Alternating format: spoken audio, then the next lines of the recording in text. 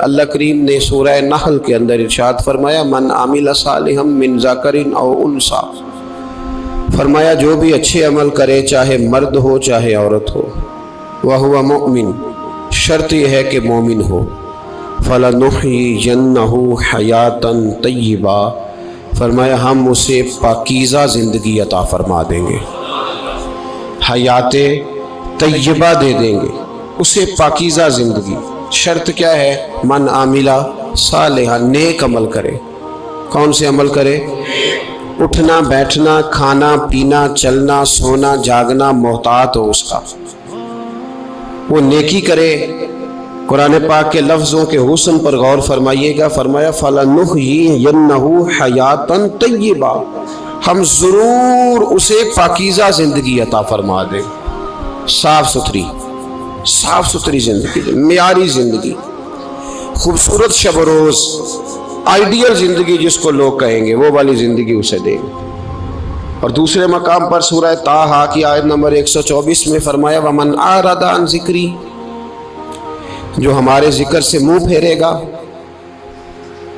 جو ہمارا کھا کے چہرہ کسی اور طرف کرے گا، جو چلے گا ہماری زمین پر لیکن توجہ کسی اور طرف ہوگی، آسمان کی چھت ہماری بنائی ہوئی لیکن اس کے خیالات کہیں اور ہوں گے، فَإِنَّ لَهُ مَعِيشَةً ضَنْكًا، فرمایا ہم اسے تنگ زندگانی عطا کر دیں، اس کی زندگی تنگ ہو جائے گی، اس کی معیشت تنگ ہو جائے گی۔ گناہ زندگی کو تنگ کر دیتے ہیں، نیکی زندگی میں آسانی پیدا کرتی ہے۔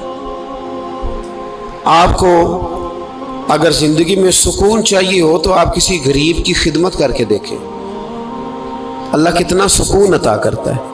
آپ بڑے پاورفل بھی ہیں، بڑے طاقتور بھی ہیں اور بڑے باوقار بھی ہیں، لیکن کسی کو گالی دے کے آپ کا دل کبھی ٹھنڈا نہیں ہوگا، تکلیف ہوگی، اس کے اندر آزمائش ہوگی۔ ڈاکٹر ریسرچ کرتے ہیں، ڈاکٹر وہ کہتے ہیں گناہ کرنے سے آدمی جسمانی طور پر کمزور ہوتا ہے،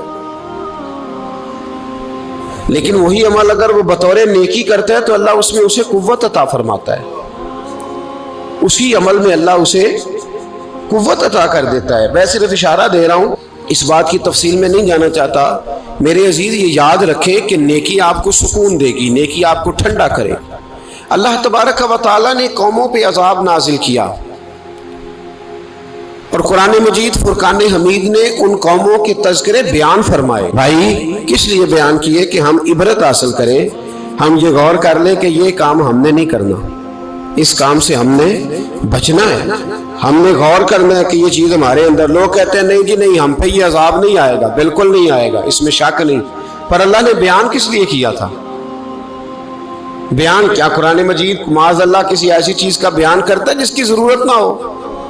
قرآن پاک نے ایک ایک حرف ایسا بیان کیا جس کی مسلمان کو ضرورت تھی۔ قوم نوح کا ذکر فرمایا قرآن پاک نے، حضرت نوح علیہ السلام کی قوم کو حضرت نوح علیہ السلام نے 1500 سال سمجھایا ہے، 15، کچھ لوگوں نے 950 سال لکھا ہے نا، اعلیٰ حضرت نے لکھا ہے 1500 سال عمر ہوئی حضرت نوح علیہ السلام۔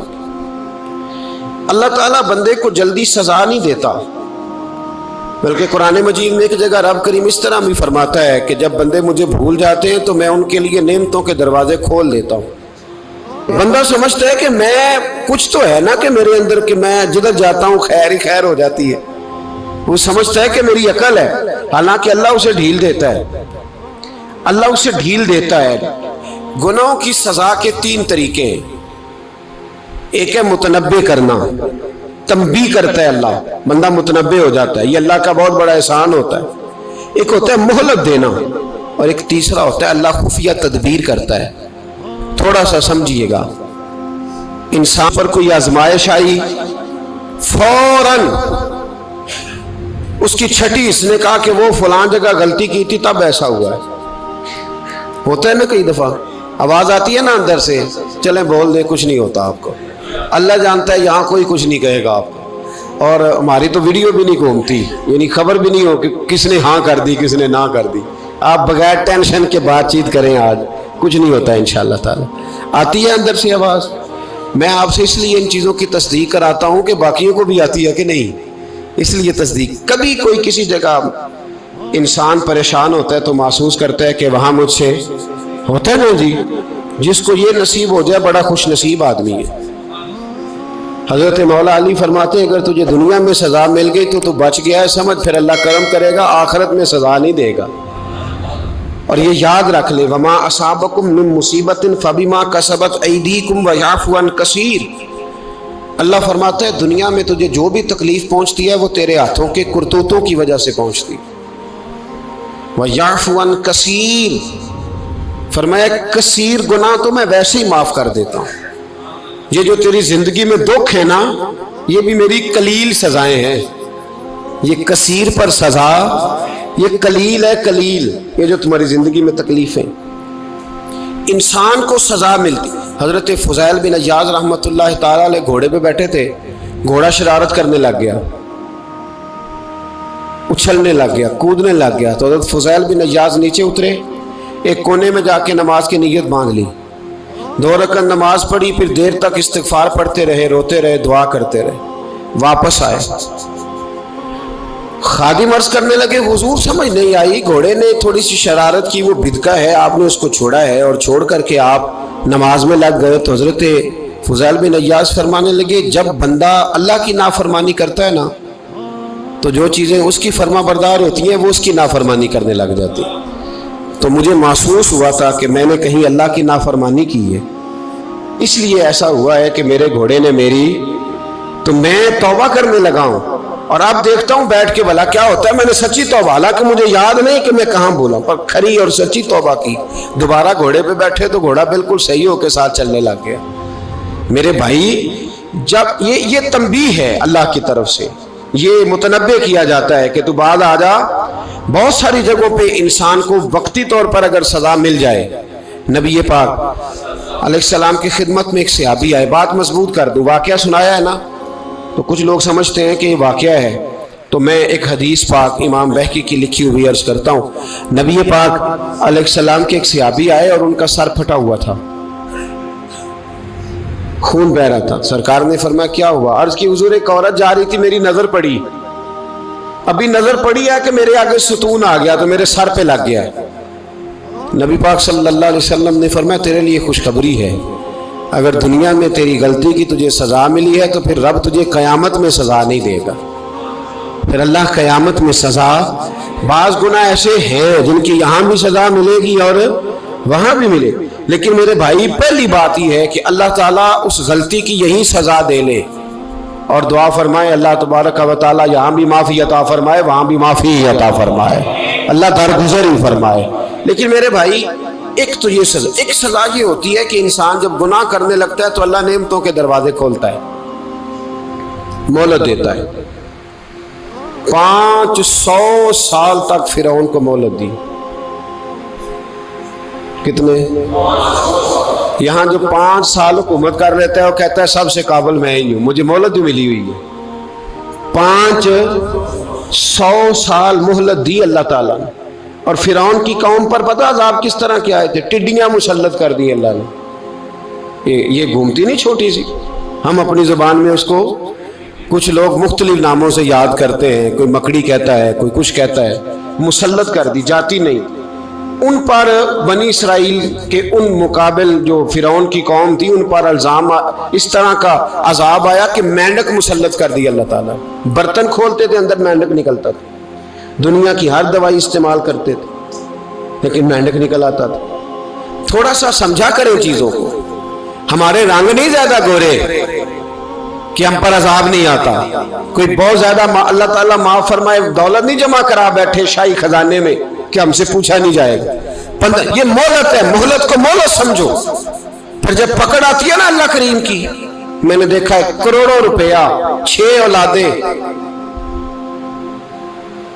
ایک شخص کے بچے باہر سے آ رہے تھے، وہ بندہ بیمار تھا، مجھے کہنے لگا حضرت جی دعا کریں میں ان کے آنے سے پہلے مر جاؤں ورنہ آ کے مجھے مار دیں گے.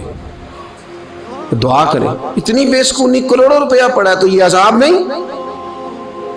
کوئی ضروری ہے کہ پتھر ہی برسیں گے تو سمجھ آئے گی؟ یہ جو سگا بیٹا بوڑھے باپ کے قریب سے گزر جاتا ہے سلام نہیں لیتا تو اس کو عذاب نہیں سمجھتے؟ یہ جو امت کی بیٹیاں، امت کی بچیاں، ہماری بچیاں ایک ایک سال کے اندر 75,000 ہزار بچی ایک ایک ڈویژن سے بھاگ کے شادی کر رہی ہے اور ایک ایک صوبے سے، تو اس کو آپ اللہ کا عذاب نہیں سمجھتے؟ یہ معمولی بات ہے؟ نہیں ہمارے رنگ ہو رہے ہیں، ہم بڑے سمارٹ ہیں۔ 1500 سال مہلت دی نوح علیہ السلام کی قوم کو۔ کتنے سال؟ بول کے بتائیے، بول کے دوبارہ بولیے۔ 1500 سال۔ کوئی آدمی اپنی سمارٹنس پہ خوش نہ ہو جائے کہ 20 سال ہو گئے میں تو نافرمانی بھی کر رہا ہوں، روٹی بھی پک رہی ہے، میں تو حرام بھی کھا رہا ہوں، پھر بھی سب ٹھیک ہے۔ 1500 سال مہلت دی۔ پھر حضرت نوح کہنے لگے اللہ میں نے تو بڑا سمجھایا، نہیں باز آتے۔ تو رب کریم نے فرمایا کشتی بناؤ۔ اللہ کے پیغمبر کشتی بنانے لگے تو قوم مذاق اڑانے لگ گئی۔ اب کیا کرنے لگے ہو؟ اب کشتی بنانے لگے ہو، خیر تو ہے، قوم مذاق اڑا رہی ہے۔ حضرت نوح علیہ السلام کا آپ نے کشتی بنائی، پانی کہاں سے نکلا؟ نہ بارشیں ہوئی نہ سیلاب آئے، ایک تندور تھا اس کے اندر سے پانی نکلنا شروع ہو گیا۔ کبھی تندور سے بھی پانی نکلا ہے، پر جب نکالنے والا چاہتا ہے تو وہاں سے بھی ایک تندور سے پانی نکلا۔ اتنا نکلا، اتنا نکلا، اتنا نکلا کہ قوم ساری ڈوب گئی۔ قرآن مجید کے صفحات شہادت دیں گے کہ حضرت نوح کی قوم کا بچہ بچہ بہہ گیا، بچے صرف وہ تھے جو حضرت نوح کے ساتھ ہو گئے، تباہ ہو گئی۔ اللہ بے نیاز ہے، بے نیاز۔ 1500 سال مہلت ملے اور تو پھر بھی کہے رب بڑا کریم ہے، معاف کر دے گا۔ 1500 سال تجھے گنجائش دے اور تو کہے کوئی نہیں، بات معافی ملنی چاہیے ابھی بھی۔ میرے بھائی، حضرت صالح علیہ السلام کی قوم، حضرت صالح نے تبلیغ شروع کی تو کہنے لگے پہلے معجزہ دکھاؤ۔ جی آج تو نہیں لوگ معجزے مانگتے ہیں، آج بھی لوگ کرامتیں اور معجزے، اللہ معاف کرے، جو چیزیں معجزہ تو ہو نہیں نہ سکتا، لیکن آج بھی لوگ، آپ یقین کریں، کہتے ہیں یہ بڑی نمازیں پڑھتا ہے تو پھر بخشا کیوں نہیں گیا، پھر کیوں نہیں منو سلوا کیوں نہیں اترا اس پر، پھر میں بھی اسی طرح ہی ہوں، کیا اس کے اندر خوبی آ گئی؟ مولوی بھی ویسے ہی ہے، صوفی بھی ویسے ہی ہے، لوگ مانگ نہیں رہے، لوگ دلیلیں مانگ نہیں رہے، ابھی بھی لوگ بحث نہیں کرتے، کیا فرق آ گیا جی؟ ویسے ہی ہیں سارے۔ اللہ تعالیٰ سے ڈرنا چاہیے، ہمیں سامنے والے کی طرف دیکھ کر صحیح ہونے کا حکم نہیں ہے، ہمیں اپنی اصلاح کا حکم ہے، اپنی طرف دیکھ کے اپنے آپ کو ٹھیک کرنے کا۔ الزام لگا کے گزر جانا اس کا کوئی مطلب، سنو اور یاد رکھو۔ حضرت صالح علیہ السلام سے کہنے لگے پہلے معجزہ دکھائیں، تو حضرت صالح علیہ السلام نے فرمایا اونٹ کہاں سے پیدا ہوتے ہیں؟ کہا اونٹنی کے بطن سے۔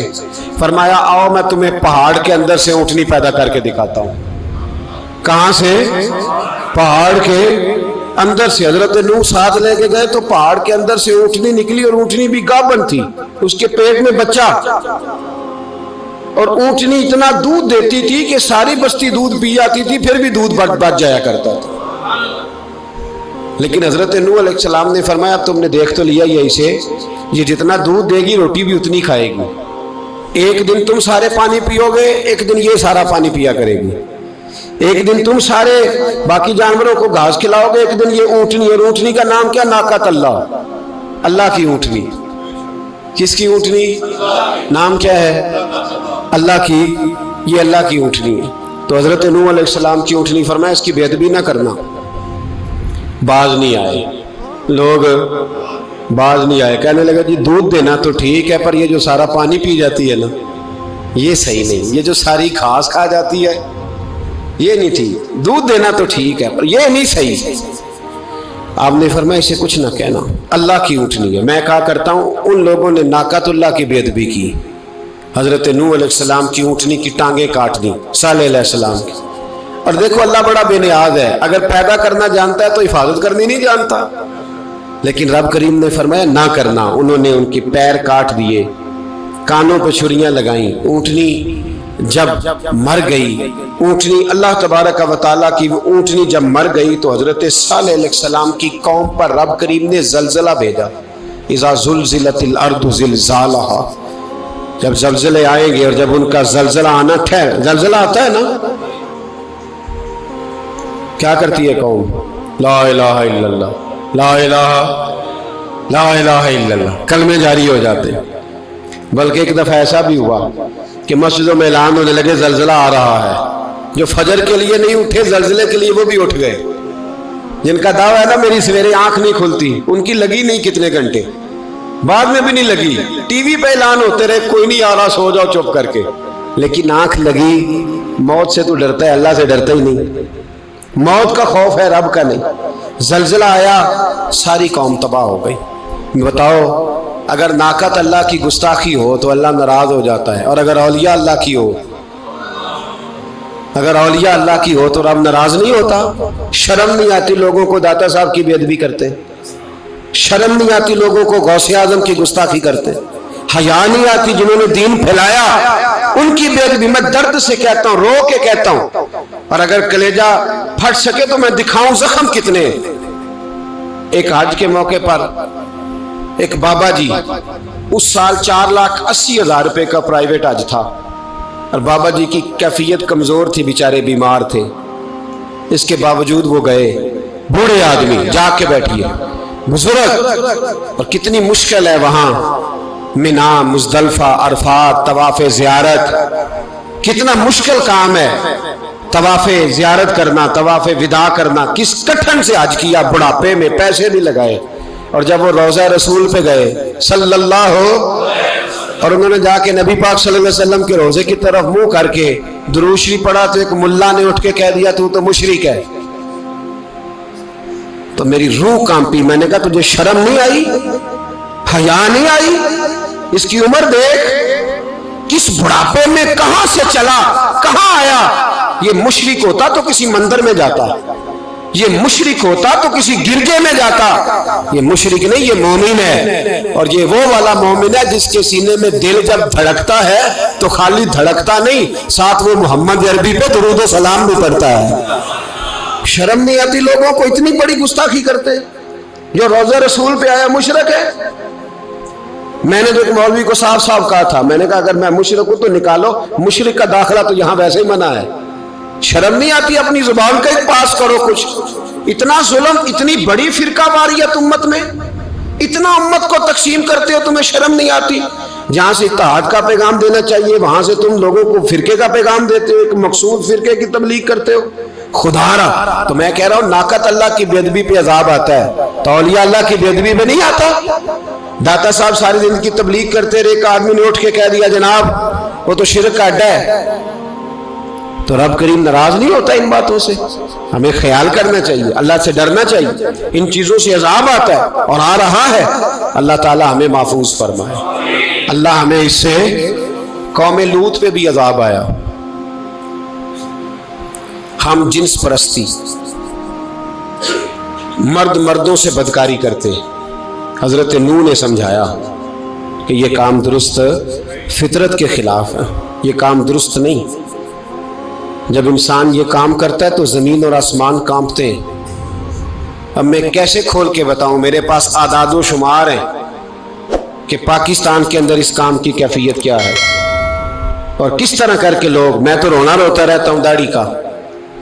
लोग कई दफ़ा कहते हैं हज़रत साहब पहले भी आए थे तो दाढ़ी की बात, फिर भी आए तो दाढ़ी की बात। तो मैं रोना रोता हूं, इसलिए रोता हूं कि जो क्लीन शेव नौजवान होता है वो अमरद के हुक्म में है, उस पर वही हुक्म लगता है जो औरत पे लगता है। उसके साथ मर्द का उठना बैठना उसी तरह नाजायज है जिस तरह औरत के साथ। हजरत जुनैद बगदादी रहमतुल्लाह ताला अलैह के सामने एक शख्स ने कहा वो कितना खूबसूरत नौजवान जा रहा है, तो आप फरमाने लगे तू तो हाफिज़ कुरान नहीं? कहा हाँ। फरमाने लगे जा अपने हिफज की खैर मना। वो शख्स कहता है मैंने उस बगैर दाढ़ी वाले क्लीन शेव नौजवान को बुरी नजर से देखा, मुझे कुरान पाक ही भूल गया, सारा कुरान पाक भूल। और कितने साल मैं दुआएं करता रहा, बैतुल्लाह के तवाफ करता रहा, मैं याद भी करता तो नहीं होता। कैसे? अब तो हमारा नात कहाँ ब्यूटी पार्लर से होके आता है, हम किसी और को क्या पैगाम दें? वो पैगाम, वो निज़ाम, वो तरीकाकार जिसका हुक्म था शरीयत में, कौम लूत पर अजाब आया। सही बैठते होंगे बच्चे जो मोटरसाइकिलों पे बैठते हैं, میں نے گجرانوالہ کی سڑکوں پہ بچوں کو، نوجوانوں کو جو تماشے کرتے سرے عام دیکھا ہے تو مجھے ڈر لگتا ہے، اور کوئی روکنے والا نہیں، شغل ہو رہا ہے، ہنس رہے ہیں، اور سامنے عورتیں بھی ہیں، سب ہو رہا ہے۔ کتنی تکلیف کی بات۔ حضرت نوح کی قوم یہ کام کرتی تھی، قرآن پاک نے بیان کیا ہے۔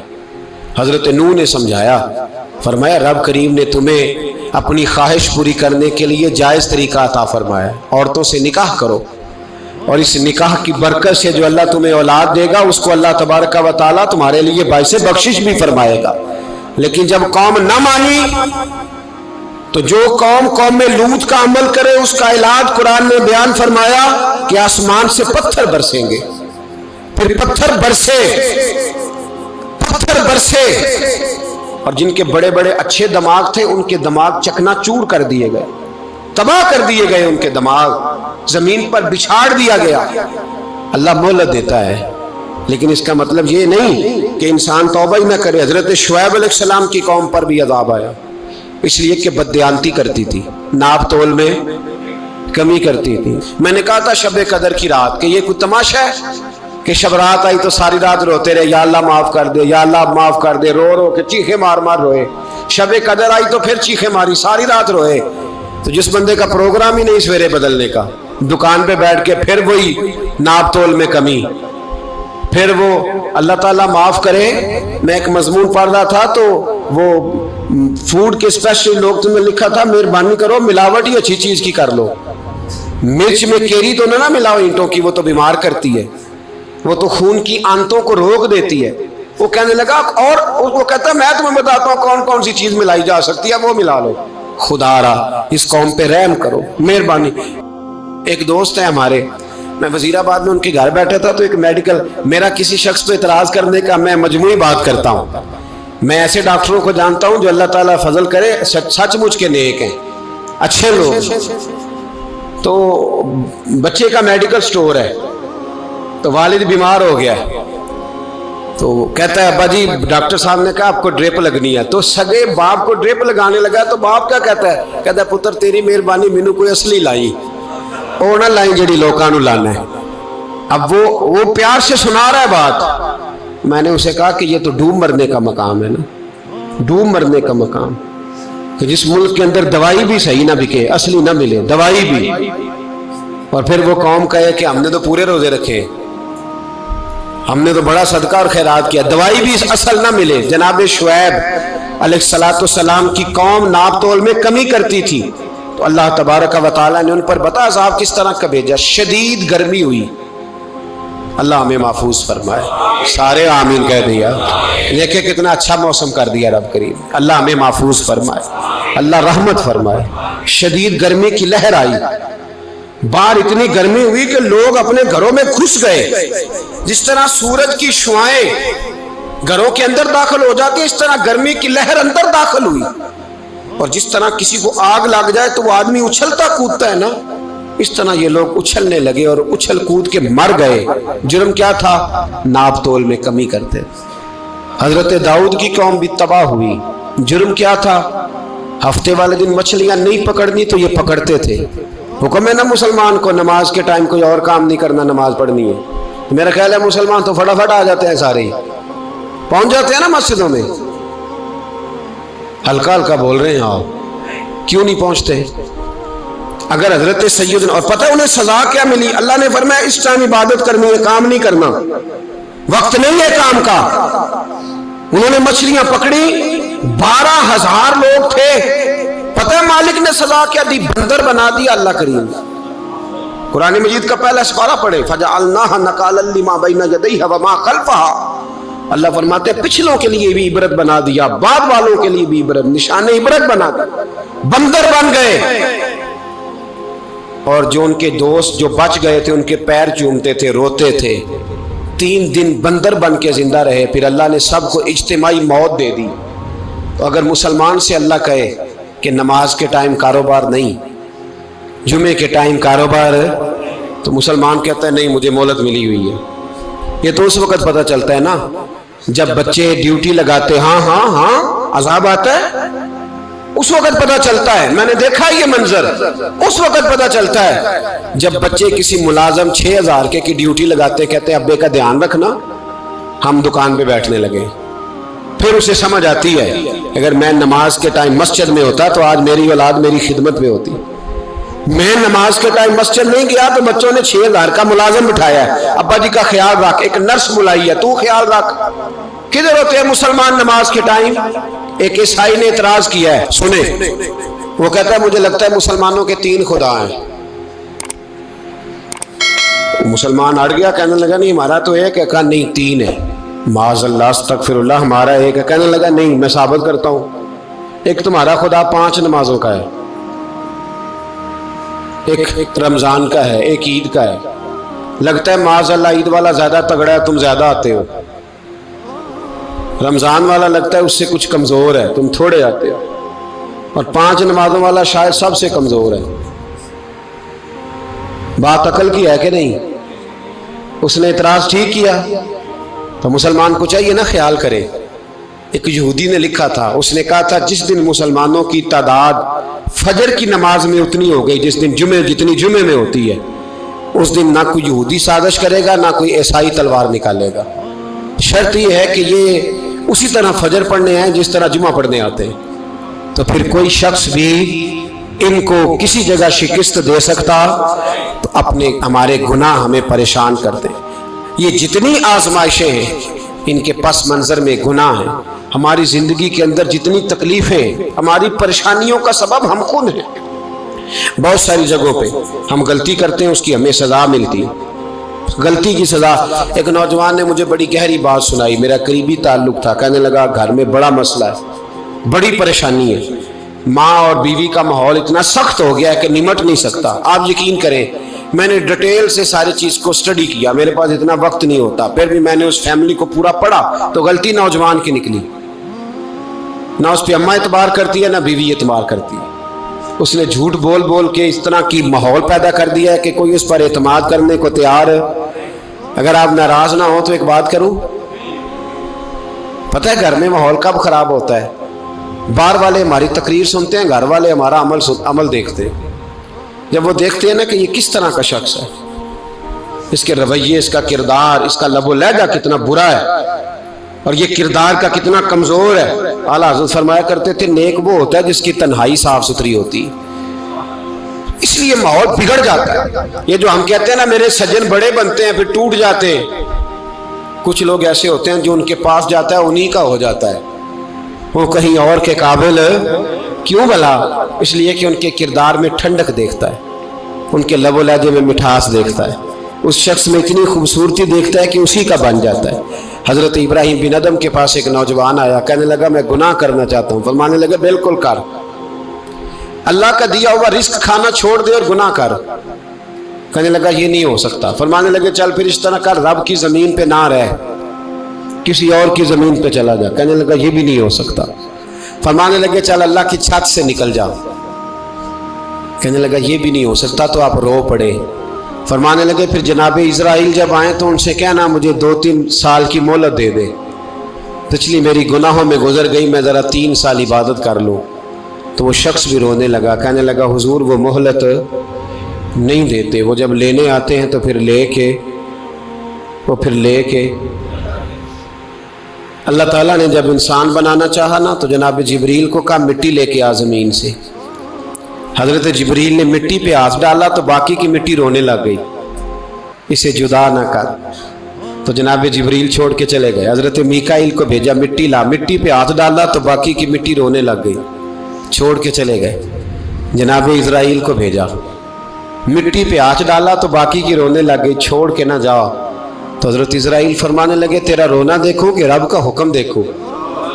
وہ لے گئے، جب پیش کی تو رب کریم نے فرمایا اسرائیل جان نکالنے کی ڈیوٹی بھی تیری، تو مٹی کو لے آنا، باقی مٹی روتی بھی رہے تو روتی رہے. جب میرا فیصلہ آ جائے تو پھر اس میں کوئی گنجائش، ہم کھاتے بھی اللہ کا ہیں، نافرمانی بھی اس کی کرتے، زمین پہ بھی اس کی چلتے ہیں، نافرمانی بھی اس کی کرتے، حکم کسی اور کا مانتے ہیں، چھت پہ رب کریم کی رہتے ہیں. اس طرح نظام نہیں چلتا. میرے بھائی یاد رکھ لو گناہوں کی سزا ملے گی، زندگی تنگ ہو جائے، یہاں بھی آزمائش ہوگی اور وہاں بھی میں نے درس پہ کہا تھا، پھر بات کہتا ہوں، یہ میں اپنے لیے کہہ رہا ہوں، توجہ ہے میری بات پر۔ دعا فرمایا کریں کہ جو کچھ ہم نظر آتے ہیں اللہ ہمیں ویسا بننے کی توفیق بھی عطا فرمائے۔ اللہ ویسا بننے کی یہ مشکل معاملہ ہے، مشکل۔ دیکھیں نا، ایک آدمی سیاستدان ہے، اس نے بڑے اچھے نعرے لگائے، انقلاب آ جائے گا، میں غریب کا بھلا کر دوں گا، میں یتیموں کے سر پہ ہاتھ رکھوں گا، میں مجبوروں کی مدد کروں گا، میں دکھیوں کی مدد کروں گا، مزدوروں کو۔ اس نے اچھے اچھے نعرے سکھائے، اچھا اس نے پیغام دیا، اندر اس کے یہ تھا کہ اقتدار ملے گا تو مرضی کروں گا۔ لوگ اس کے گرد بھی گئے، اس کی گاڑی کے پیچھے بھی بھاگے، لوگوں نے اس کے نعرے بھی لگوائے، جیب سے پیسے لگا کے اس کے پوسٹر بھی شائع کیے، لوگ اس کے گرویدہ ہو گئے، لوگوں نے پوری، اور میری قوم نے تو بیچاری نے کئی دفعہ دھوکے کھائے۔ جس نے نعرہ لگایا غریب اسی کے پیچھے مسیحا بن کے چل پڑا، آج دھوکہ دے لیا، لوگوں کو پیچھے لگا لیا۔ یہ بتاؤ اگر راز کھل جائے، اگر راز کھل جائے کہ یہ دھوکہ دے رہا ہے، یہ فریب کر رہا ہے، تو لوگ اس کا کیا حال کریں گے؟ یہ راز قیامت میں کھل جائے گا، قیامت میں یہ راز یہ کھل جائے گا، کھل جائے گا یہ دھوکے باز تھا۔ اذا زلزلت الارض زلزالہا، جب زلزلہ آئے گا جیسے اس کا آنا ٹھہرا، واخرجت الارض اثقالہا، زمین اپنے بوجھ باہر نکال دے گی۔ اس سے مراد کیا ہے کہ زمین پہ جو جرم ہوئے زمین بتا دے گی، باہر نکل آئے۔ وقال الانسان ما لہا، انسان کہے گا اسے کیا ہوا، یہ تو سب کچھ بتا رہی، بوجھ باہر نکال دے گی۔ ایک آدمی پیر طریقت بن کے بیٹھ گیا، جبہ کبہ پہن کے بڑی پگڑی باندھ کے بیٹھ گیا، اچھی اچھی نیک باتیں بتانے لگا، لوگ اس کی دست بوسی کرنے لگے، ہاتھ چومنے لگے، پیچھے لگ گئے، خدمت کرنے لگے، جیب سے نذرانہ دینے لگے، اس کے نام پر لوگ اپنی جیب سے لنگر پکانے لگے، خانقاہ کی خدمت ہونے لگی، مہمان اس کے آتے، نوکری کوئی اور کرتا۔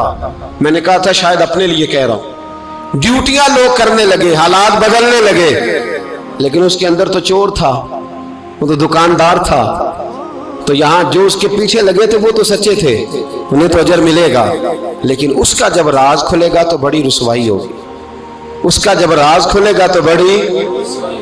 ایک میری طرح کا دیندار تھا، جو چہرے کا تو نیک تھا، اندر پتہ نہیں کیا کچھ تھا۔ ایک طوائف گزر رہی تھی، اس نے اس کو تبلیغ کر دی، کہنے لگا بس کر دے، سیانی بن جا۔ تو کسی دانشور میں لکھا ہے اس نے بڑا سخت جواب دیا، اس عورت نے کہنے لگی بابا میں تو جو ہوں وہ نظر بھی آ رہی ہوں، تو بتا جو تو نظر آتا ہے وہ تو ہے کہ نہیں؟ اس بندے نے چیخ ماری اور بے ہوش ہو کے گر پڑا۔ تو لوگوں نے کہا بابا آج کسی صوفی کا کلام سنا ہے جو بے ہوش ہو گیا؟ تو اس نے کہا نہیں، آج طوائف کی بات سنی ہے، طوائف کی۔ اور وہ عجیب بات کر گئی ہے، وہ کہہ گئی ہے میں تو جو ہوں میں نظر آ رہی ہوں، تو بھی تو بتانا، تو بتانا کہ تو دستار امامت پہنتا ہے، تو بتا تو جو کہلاتا ہے تو وہ ہے کہ نہیں؟ یہ وقال الانسان ما لہا، یہ راز قیامت میں کھلے گا۔ ہم جو کچھ بتا رہے ہیں نا اپنی زبانوں سے، ہمیں اپنے گناہوں کا احساس ہونا چاہیے۔ ایسا نہ ہو کہ جب سزا ملے تو پھر اس طرح کی ملے کہ دوبارہ کسی کو کوئی منہ دکھانے کے قابل نہ رہے۔ میرے بھائی یاد رکھیں اور سمجھیں، گناہ انسان کی زندگی کو تنگ کرتے ہیں۔ میرے نبی پاک علیہ السلام نے فرمایا جب تو جھوٹ بولتا ہے تو تیرے فرشتے کرامن کاتبین سائڈ پہ ہو کے کھڑے ہو جاتے ہیں، جب تو زنا کرتا ہے تو تیرے اندر سے ایمان نکل جاتا ہے۔ اور نبی پاک علیہ السلام نے فرمایا جب میری قوم میں ناانصافی عام ہو جائے گی تو قتل بھی عام ہو جائے گا۔ اور سن لو لکھ لینا یہ حدیث دل کی تختی پر، نبی پاک علیہ السلام نے فرمایا جب میری قوم میں بے حیائی اور بدکاری عام ہو جائے گی تو دو سزائیں اللہ دے گا، ایک تو جوان موتیں آئیں گی، جوان بچے کچھ بھی نہیں دیکھا چلے گئے، اور دوسری سزا اللہ یہ دے گا کہ ایسی بیماریاں آئیں گی جن کا علاج نہیں ملے گا، ایسے امراض پھوٹ پڑیں گے۔ اگرچہ میں آپ کو ایسی تقریر بھی سنا سکتا تھا جس پہ آپ بہت زیادہ محظوظ ہوتے، پر میں نے اس جمعے میں ایسا موضوع چنا ہے جس کا ہمیں خاص ضرورت ہے۔ بھائی دیکھیں تو صحیح، کہیں ایسا تو نہیں کہ ہم ان عیبوں میں مبتلا ہیں۔ میرے نبی کریم علیہ السلام نے فرمایا جب تم نیکی کا حکم دینا اور برائی سے منع کرنا چھوڑ دو گے، پھر اللہ تم پر ظالم حکمران مسلط کرے گا۔ اور اگلے لفظ اس سے بھی زیادہ سخت ہیں۔ محبوب فرمانے لگے پھر تمہاری نیک لوگ دعائیں بھی کریں گے تو اللہ وقتی طور پر ان کی دعاؤں کو بھی قبول نہیں فرمائے گا، اس لیے کہ تم لوگوں نے نیکی کا حکم دینا اور بھلائی سے روکنا چھوڑ دیا۔ عزیزو یاد رکھو، جب گناہ عام ہوتے تو پھر حالات بدلتے اور لوگوں کو سزا ملتی ہے ان کے گناہوں کی، بلکہ یہاں تک لکھا ہے کہ نیت خراب ہو تو سزا شروع ہو جاتی۔ کیا خراب ہو؟ بولیے گا۔ نیت بھی خراب ہو تو سزا۔ حضرت رومی کہتے ہیں کہ ایک بادشاہ کو پتہ چل گیا کہ ایک آدمی نے بڑا اچھا باغ لگایا ہے، خوبصورت باغ ہے، مالٹے کا، کنوں کا باغ، بڑا پیارا۔ بادشاہ نے کہا ذرا جا کے دیکھتا ہوں۔ بادشاہ سلامت باغ دیکھنے آئے تو اب وہ مزدور آدمی تھا، عام آدمی تھا جس نے باغ لگایا، کسان تھا، اس کو کہا کہ چند کنوں توڑ کے لایا تو بڑے پیارے لگے۔ ایک دو اور لایا، کھائے، بڑے میٹھے، بڑے پیارے، بڑے توانا، بڑا مزہ آیا۔ تو بادشاہ کے دل میں خیال آیا کہ اس پہ قبضہ نہ کر لوں باغ پہ۔ ہمارے ہاں نا کرائے پہ دکان دیتا نا مالک، تو جب کسی غریب کی چل جاتی ہے کہتا ہے تو خالی کر، میں نے خود ڈالنی ہے۔ چل گئی نا اس کی، حالانکہ رزق اپنے اپنے نصیب کا ہے، رزق اپنے اپنے نصیب کا ہے، جس کو اللہ تعالیٰ چاہتا ہے عطا کرتا ہے۔ تو اس کو کہا کہ اور توڑ کے لا، اور دل میں خیال ہے کہ یار اتنا اچھا باغ ہے، قبضہ کر لیتے ہیں۔ ہماری حکومتیں قبضہ کر لیتی ہیں کہ کوئی چیز اچھی لگ جائے۔ اب وہ کسان دو تین کنوں توڑ کے لایا، اس نے کھائے تو کھٹے نکلے، ترش تھے۔ کہنے لگا تجھے کیا ہو گیا ہے؟ تو بندہ بڑا صاحب دل تھا، کہنے لگا میں تو ٹھیک ہوں، آپ اپنی نیت سے پوچھیں کہیں خراب تو نہیں ہو گئی۔ تو کنوں میں بھی اس کا اثر آ گیا ہے، اپنی نیتیں بگڑ جائیں نا، نیتیں۔ اب ایک بات کہنے لگا ہوں، غور سے سننا۔ جب تک دو بھائی اکٹھے کاروبار کرتے ہیں، نیت ہوتی ہے کہ ہمارا گھر چلے گا، تب تک اللہ برکت دیتا ہے۔ اور جب اپنی اپنی جیبیں سمیٹنے لگ جاتے ہیں نا کہ یہ میرا 5000 ہے، آج میں گیا تھا اگرائی کرنے، یہ میرا 10,000 ہے، آج میں نے محنت زیادہ کی، جب وہ ٹٹولنے لگتے ہیں پھر اس دکان سے بھی برکت اٹھ جاتی ہے، پھر وہاں سے بھی برکت چلی جاتی ہے۔ فَإِنَّ لَهُ مَعِيشَةً ضَنْكَ، فرمایا جب تو میں منہ پھیر لیتا ہے پھر تیری زندگی اللہ تنگ کر دیتا، پھر وہاں سے بھی برکت، خوبصورتی، اثر اٹھ جاتا ہے۔ ایک سنار نے گلی میں ایک یتیم چھوٹے سے بچے کو گھومتے دیکھا تو سنار بے اولاد تھا، بچے کو اٹھا کے گھر لے آیا۔ 18 سال اس بچے کی پرورش کی، اس کو پالا پوسا، جوان کیا۔ سنار کے پاس وہ دکان پہ چلا جاتا، وہ کئی دفعہ دکان پہ رہتا، کئی دفعہ گھر میں رہتا۔ ایک دفعہ وہ دکان پہ تھا، بچہ گھر تھا، 18 سال کا جوان، اس کی بیوی اکیلی تھی۔ وہ جس نے ماں بن کے پالا تھا اس نے اسی پہ حملہ کر دیا، اس کا بازو بری نیت سے تھاما، بیوی چیخی۔ تھوڑی دیر گزری تو وہ نوجوان پیروں میں بیٹھ گیا، کہنے لگا اماں پتہ نہیں مجھے کیا ہوا۔ شام کو سنار آیا، بیوی چیخنے لگی، چلانے لگی، کہنے لگی آج عجیب بات ہوئی، جس کو میں نے جگر کا خون دے دے کے پالا اسی نے گندی نظر ڈالی۔ سنار محو حیرت ہے، بیوی کا خیال تھا کہ لٹھ اٹھائے گا، ڈنڈا اٹھائے گا، نوجوان کو مارے گا، لیکن وہ رونے لگ گیا۔ اس نے کہا آج اس نے میرا بازو تھاما ہے، جانے کیا کیا ہے؟ پریشان ہونے لگ گیا، سجدے میں گر گیا، کہا تو بتاتا کیوں نہیں؟ تو وہ سنار کہنے لگا اس کی غلطی نہیں، 18 سال کے بعد آج مجھ پر بھی شیطان سوار ہوا تھا۔ ایک عورت آئی تھی، وہ اپنے بازوؤں میں چوڑیاں پہننا چاہتی تھی تو میں نے بھی گندی نظر سے ہاتھ ڈالا تھا، رب کریم نے مجھے فوراً اس کی سزا دی۔ جن کے گھروں میں بیٹیاں ہوتی ہیں ان کی نظریں گندی نہیں ہوتی، جو بیٹیوں کے باپ ہوتے ہیں، جو بہنوں کے بھائی ہوتے ہیں، ان کی نظریں گندی۔ اور اگر تو ٹیلی فون کرتا ہے، تو کسی عورت کے ساتھ تعلق رکھتا ہے تو یہ بات لکھ لے، امام فخر الدین رازی 1، علامہ اسماعیل حقی 2، ملا جلال الدین رومی 3، امام خازن 4، امام جلال الدین سیوطی 5، 5 حدیث کے استاد اور محدث لکھتے ہیں کہ اگر تو کسی پر گندی نظر ڈالے گا تو تیرا گھر بچ سکتا، یاد رکھ نہیں بچے گا، اس لیے کہ تیری نظر کسی کی بیٹی کو بیٹی سمجھ تاکہ تیری بچی کا پردہ قائم رہے، کسی کی بہن کو، یہ کیا بات ہوئی کہ تو جتنا مرضی گند معاشرے میں پھیلاتا رہے تیرا گھر بچا رہے، یہ کیسے ہو سکتا ہے؟ فَإِنَّ لَهُ مَعِيشَةً ضَنْكَ، اللہ فرماتے ہیں زندگی تنگ ہو جائے گی تیرے لیے مشکل، تو ڈھونڈتا پھرے گا کہ میں مرنے کو جگہ تلاش کروں۔ سچی توبہ کرے، کھری توبہ کرے، یہ گناہ انسان کو مجبور کر دیتے ہیں۔ حضرت عبداللہ بن مبارک رحمۃ اللہ تعالی علیہ، ان کے سینکڑوں شاگرد تھے، ایک شاگرد کے انتقال کا وقت آیا تو گھر گئے ملنے، آپ کہتے ہیں میں نے زور لگا لیا پر اس کی زبان پر کلمہ جاری نہیں ہوا، میں اسے کہتا کلمہ پڑھ پر اس کی زبان پر جاری، اللہ اکبر، بہت بڑی نعمت ہے، دعا فرمائیں اللہ ایمان کی موت عطا فرمائے، ایمان کی موت دے اللہ کریم، ایمان کی موت دے۔ ایسے بھی لوگ دیکھے ہیں، مسجد نبوی ہے، رسول اللہ کا شہر ہے، سر سجدے میں ہے، روح پرواز کر گئی، روح پر کتنا نصیبوں والا ہے، کتنا نصیبوں والا ہے کہ مسجد نبی میں سر سجدے میں رکھا ہے اور اللہ تبارک و تعالیٰ نے محبوب کے قدموں میں موت عطا فرمائی۔ تو حضرت عبداللہ بن مبارک کہتے ہیں میں نے اس کو کہا کلمہ پڑھ تو اس کی زبان پہ جاری نہیں ہوتا، میں بار بار کہتا تو وہ منت کرتا، کہتا حضور میں کوشش کرتا ہوں جاری نہیں ہوتا۔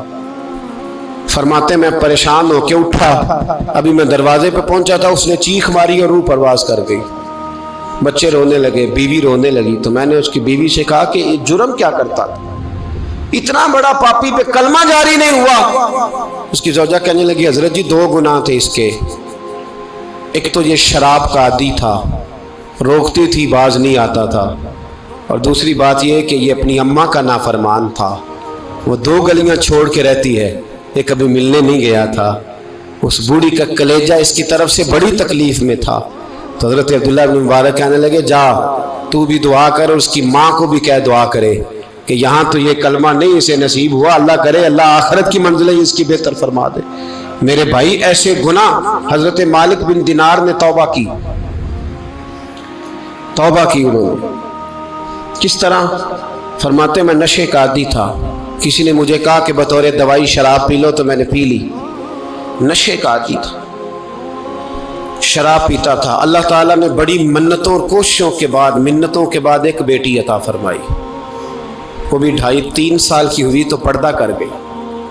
کہتے میں اس کی قبر پہ بیٹھ کے گھنٹوں روتا، شراب کا عادی تھا۔ ایک دن سویا تو خواب دیکھتا ہوں کہ میرے پیچھے ایک بڑا سانپ لگ گیا، اور سانپ جب منہ کھولتا ہے تو انگارہ نکلتا ہے، میں پھر دعا کرتا ہوں اللہ ہمیں معاف فرمائے، اللہ ہم سے درگزر۔ میں کچھ قبرستانوں میں جاتا ہوں تو میں وہاں میں سانپ بچھو پھرتے ہوئے دیکھتا ہوں، تو ڈر آتا ہے کہ ہم یہاں آنے والے ہیں، یہ لوگ کہہ رہے ہیں کہ تمہاری تیاری ہے، کسی وقت بھی اعلان ہو جائے گا کہ چلو بھائی چلو فلاں صاحب کا جنازہ ہے، اٹھو، لوگ کہتے ہیں جلدی کرو، اور ایک کونے میں ایک شخص یہ بھی کہتا ہے کہ دیگ بھی رکھ لو مہمان بڑے جمع ہو گئے، اور ایک کونے میں لوگ یہ بھی کہتے ہیں کہ برف ٹھنڈی لے آؤ، لوگوں نے پانی بھی پینا۔ پہلے اعلان ہوتا ہے کہ فلاں فوت ہو گیا، پھر اعلان ہوتا ہے جنازے کا ٹائم ہو گیا، پھر اعلان ہوتا ہے جنازہ اٹھایا جائے گا، اور پھر بات ختم ہو جاتی ہے، پھر کل من علیہ فان، پھر کوئی نہیں پوچھنے آتا، ختم ہو گیا، قصہ ہی ختم ہو گیا، ان لوگوں کی کہانی مٹ گئی، ختم ہو گئے، بڑے بڑے قد کلا، کوئی پوچھنے والا نہیں۔ موت کا راج ہے، راج ہے موت کا راج، موت راج کرتی ہے بس، اور کسی کا راج نہیں، وہ راج کرتی ہے، جدھر جاتی ہے اسی کا راج ہے، راج کر رہی ہے وہ۔ تو حضرت مالک بن دینار کہتے ہیں قبرستان میں نے دیکھا، میں خواب دیکھتا ہوں بڑا اژدہا، اس کے منہ کے اندر آگ میرا پیچھا کر رہا ہے، کہتے میں خواب دیکھ رہا ہوں، میں دوڑا، لیکن وہ اژدہا جب میں دوڑا تو میرے آگے آ کے کھڑا ہو گیا، میں مشرق کو دوڑا تو وہاں بھی آ گیا، مغرب کو دوڑا تو وہاں بھی آ گیا۔ جناب مالک بن دینار کہتے ہیں ایک بوڑھا شخص کمزور مجھے بچانے آیا، پر اس اژدہا نے پھونک ماری تو وہ بوڑھا آدمی دور جا گرا۔ کہتے میں چیختا تھا، چلاتا تھا، ایک پہاڑی پہ میں بھاگا گیا تو وہاں مجھے میری بیٹی ملی، مجھے فوت ہو گئی۔ وہ اس اژدہے کے آگے اس نے یوں ہاتھ کیا تو اژدہا پیچھے بھاگ گیا، میں نے بیٹی کو گود میں اٹھایا، میں نے کہا بیٹی یہ کون تھا؟ کہنے لگی ابا یہ تیرا برا عمل تھا، یہ تیرا برا عمل تھا، یہ تجھے کھا جاتا اگر میں نہ ہوتی۔ تو کہا یہ بوڑھا جو مجھے بچانے آیا یہ کون تھا؟ کہا یہ تیرا اچھا عمل تھا پر کمزور بڑا تھا، تھوڑا تھا، یہ تیرے برے عمل کا مقابلہ کرنے کی ہمت نہیں رکھتا تھا۔ حضرت مالک بن دینار کہتے ہیں میری بیٹی نے خواب میں میری داڑھی پکڑ لی اور کہنے لگی ابا میں چاہتی ہوں تو صحیح ہو جا، ایسا نہ ہو کہ پھر تیرے پیچھے یہ ازدہا لگ جائے۔ حضرت مالک بن دینار کہتے ہیں جب میں سو کے اٹھا تو میری داڑھی آنسوؤں سے بھری ہوئی تھی، پھر اس کے بعد میں نے توبہ کی، اس طرح کی توبہ کی کہ پھر میں نے کوشش کی کہ دوبارہ میں اپنے رب کی نافرمانی نہ کروں۔ حضرت عبداللہ ابن عباس فرماتے تھے جو دنیا میں ہنس ہنس کے گناہ کرتے ہیں نا،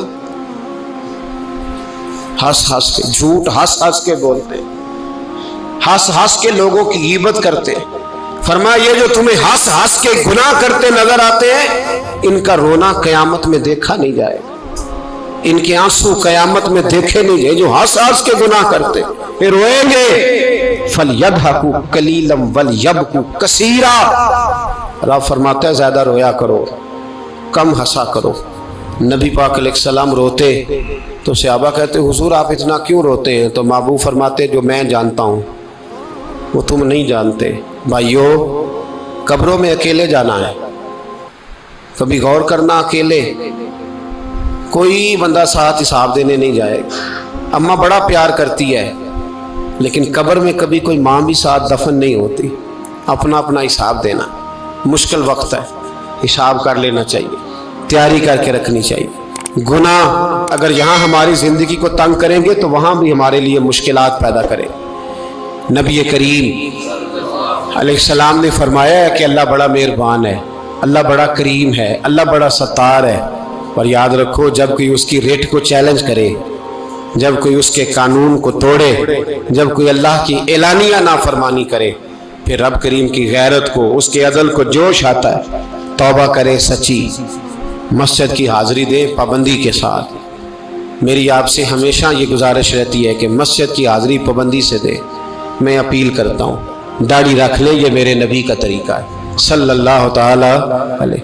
واپس آ جائیں، ہماری بقا نہ ہمارے دین میں ہے، کوئی نہیں ہمیں رکھے گا، کوئی نہیں رکھے گا، کوئی نہیں۔ میرا ایک دوست رات بتا رہا تھا کہ سعودی عرب میں ایک شخص نے 30 سال محنت کی، تو جب وہ مرا ہے وہیں اس کے گھر میں فون کیا تو اس کے گھر والوں نے کہا جناب آپ کو مشکل ہوگی ڈیڈ باڈی بھیجنے میں، وہیں دفن کر دیں، ہاں اگر اس کا کوئی پیسہ ہے تو وہ ذرا اکاؤنٹ میں بھیج دیں، بچیوں کو ضرورت ہے۔ او بھائی تو اکیلا جائے گا، تیرے لیے مشکل ہو جائے۔ اپنے بھی ساتھ یقین کریں، بچے دعائیں کرانے آتے ہیں، کہتے ہیں حضرت جی دعا کریں اللہ اماں کی سختی معاف کر دے۔ اس کا مطلب کیا ہے کہ اماں اب جائے، اب ہمارا نمبر آئے۔ بچے تو انتظار کر رہے ہیں کہ ابا جائے اور گدی پہ ہمارا نمبر آئے۔ تیاری ہے، اکیلے جانا ہے، اکیلے، سخت سا مرحلہ ہے، اکیلے سارا کچھ فیس کرنا۔ آج توبہ کریں، وہاں کے کیڑے یہاں رہ کے ماریں، اپنے ساتھ ظلم نہ کریں۔ ہم اس قابل نہیں کہ وہاں جا کے مقابلہ کر سکیں، بچیں، اپنے آپ کو محفوظ کریں، بچائیں، حساب اپنا اپنا دینا ہے۔ کسی باپ نے اگر اپنے بچوں کو حرام کھلایا تو بچے تو نہیں کہہ رہے تھے نا کہ حرام لے کے آ، تو باپ نے حساب دینا، والد نے۔ لہٰذا مہربانی فرمائیں، اپنے اوپر رحم کھائیں۔